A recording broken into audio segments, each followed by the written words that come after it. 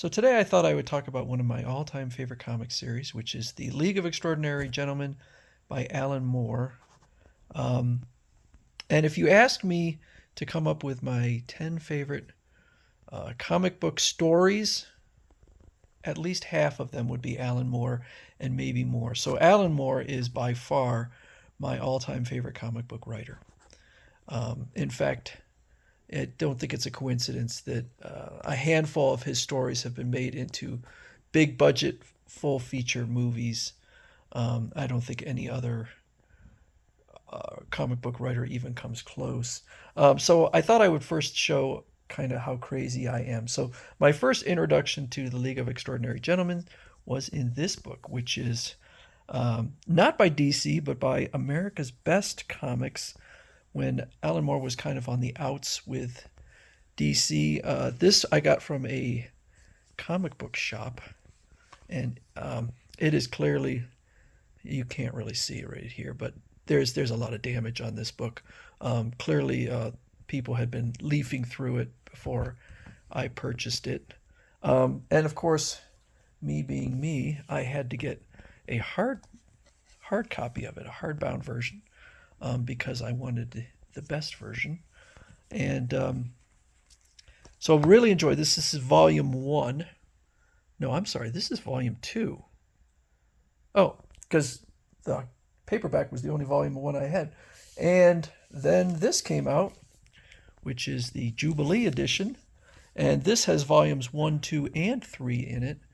And so I actually, the one I just showed, the volume 1, which is the paperback, I have that up for sale on eBay, so I'm ready to sell that one. I should probably sell the volume 2 also. I was going to sell the volume 3. Unfortunately, the original hardbound book of volume 3 had different textured pages in it, and they didn't use that in here. So now I kind of don't want to sell it because I like the fact that they had different paper stocks in there. So now this is my 4th version, and this is the Absolute Edition. And for DC, that is supposedly the finest edition that they have. And so I have probably, I don't know, 12 to 15 Absolute Editions. They're on beautiful paper, and I have not actually been through this book yet. But I certainly will, because I love the story so much. And it would be nice to revisit it. So this is kind of the both Alan Moore and it's Kevin O'Neill is the artist, and he's got a bit of a different style, but I like it. Very iconic. He's pretty much been the artist. I believe he's been the artist through all of the League of Extraordinary Gentlemen, and they go way beyond Volume 3. In fact, League of Extraordinary Gentlemen was Alan Moore's final story. I mean, he's still alive, but he is, at least according to him, he is retired from comic book writing. All of those movies that he did, or that were done based on his writing, he has disavowed. In fact, I think he refused to take any money from them, which is a shame. With the League of Extraordinary Gentlemen, if you've seen the movie, just know that all they did was take the concept and rewrite an entirely new story, which is insane because the original story was fantastic.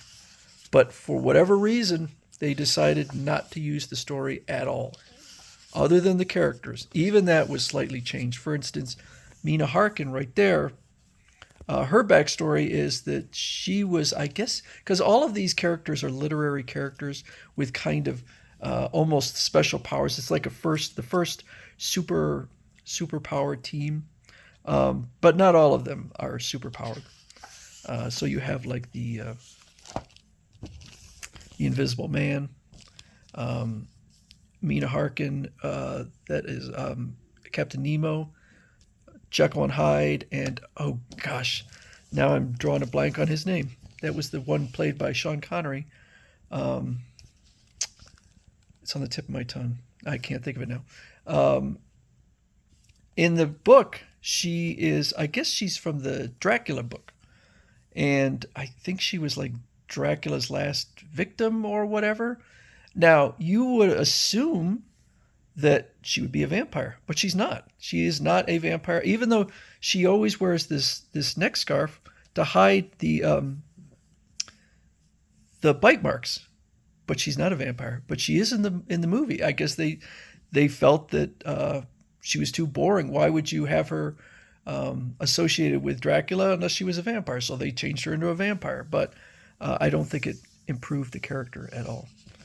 So yeah, this one is only volume 1 in this book. So it would have been neat to have more, but you do get a second book, and this one is the scripts for. So you're going to get a lot more information. I have yet not gone through this at all, and I'll be honest with you.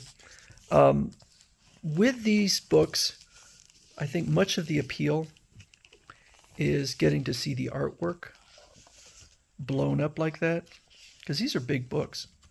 You could probably see from my hand on the book. These are big books. That's probably, I don't know, like 14, 15 inches tall. As to the scripts, I really don't care. I mean, I think it would be interesting, and I will read through it, but I don't think there was a reason to have the book be gigantic, because they are kind of unwieldy. I guess there are kind of images back there. They're very subtle. So I don't know that this part was necessary, but I highly recommend, if you've seen the movie and it turned you off to the League of Extraordinary Gentlemen, just know that the book is 100% different, other than the characters, and even they are. I believe the Tom Sawyer's in the movie, and also, so there's Dorian Gray. He plays a big part in the movie, but he's not in the book. They picture them here, and that's probably why they use Dorian Gray, but he's not in the book at all. So they have different characters that don't appear in the book. So again, I highly recommend it.